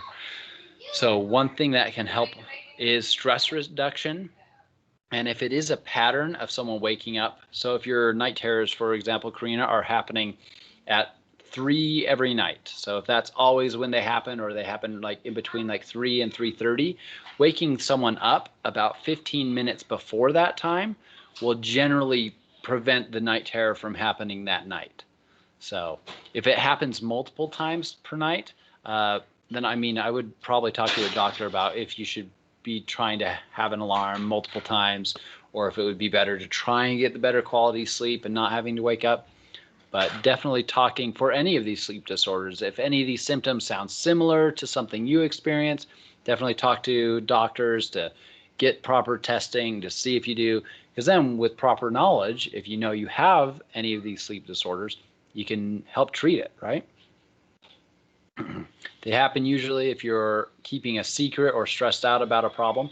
Yeah, definitely. A lot of these sleep disorders, especially night terrors, can be made worse by extra stress, which can be difficult in life when there are a lot of different stressors that we can face that aren't even caused by ourselves. So another example is narcolepsy. It's a sudden overpowering urge to sleep. So you might even fall asleep while talking or standing up. So usually people with narcolepsy, they jump straight into REM sleep. So they don't go the stage N1, N2, N3, N2, N1 REM. They just go straight into REM sleep. And it can be really dangerous, especially if you're falling asleep while, say, standing up somewhere or driving.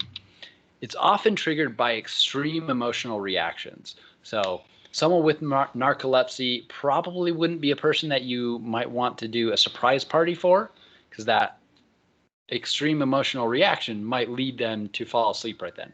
So surprise excitement, anger, stress. So a lot of these are, as you can see, tied to our body's hormone systems, the neurological system. So our overall neurological system is related to all of these sleep disorders. So yeah. Narcolepsy specifically is caused by problems in the amygdala and hypothalamus and the regulation of things. So another thing that Karina mentioned reminded me of sleep paralysis. And so a lot of people might experience sleep paralysis a few times during their life. It's the feeling of being conscious, but being unable to move. Some people describe it as feeling like there's a weight on their chest. They can't speak. They might feel like they're choking. Or a lot of people and even artists describe it as there being an evil presence in the room. So this would have been a good conversation to have right before Halloween. Should have tried to do this lesson right before Halloween. But what's actually happening here is that you're in N3 sleep, and then you wake up, and part of your conscious awareness is now awake, but the rest of your processes, the rest of your body is still in that stage of sleep. So in N3 sleep, your muscles are entirely relaxed. Your brain is activating a lot. So let's go back to your brain is activating a lot here in N3 sleep. So memories are being recorded, neuron connections are being strengthened. So essentially your messages to your limbs are shut down, like so that you don't in your sleep flail around and hurt yourself, right? It's something that we've evolved to do, is have this much activity in our brain, but not that much activity in our body. So when you wake up in stage N3 sleep, sometimes you will be sleep paralyzed because your body is kind of catching up to your brain being consciously awake. And that can feel like you can't breathe intentionally because your basic brain processes are keeping you breathing, but you might not be able to choose to breathe yourself or look around consciously. And with that, sometimes it feels weird. It feels very different than your normal conscious experience. So that's one reason why so many people talk about it, feeling like there's an evil presence. So we've not got through all the sleep disorders yet. We'll probably review all of these next time. You usually get, Adam says he usually gets sleep paralysis when falling asleep. Oh, that's interesting. I wonder if your sleep cycle's jumping straight into N3 sleep. versus going through 1, 2, and 3, or if you're moving through those really quickly. I think you'd probably need like an EEG or an EKG to test that. That's one reason why it's important for any of these to get them diagnosed by a doctor, especially if it is impacting your day-to-day life, making it harder to do things day-to-day, making it harder to do your job or be with friends and things like that. Getting those diagnosed by a qualified professional is important. So then you can get it worked on, get it fixed, hopefully, or at least manage some of those symptoms. So thanks for the interaction. Since we have so much conversation and interaction right now, I don't feel like stopping the class, but it is the end of class now. So we'll re-review this next time, and we'll continue on with more on consciousness. We'll talk about drugs' effects on consciousness. So we'll do that on Thursday. But thank you very much for being here today. And thanks for your input and your conversations. Double check your groups and see if any other students are wanting to join your groups that weren't there earlier today.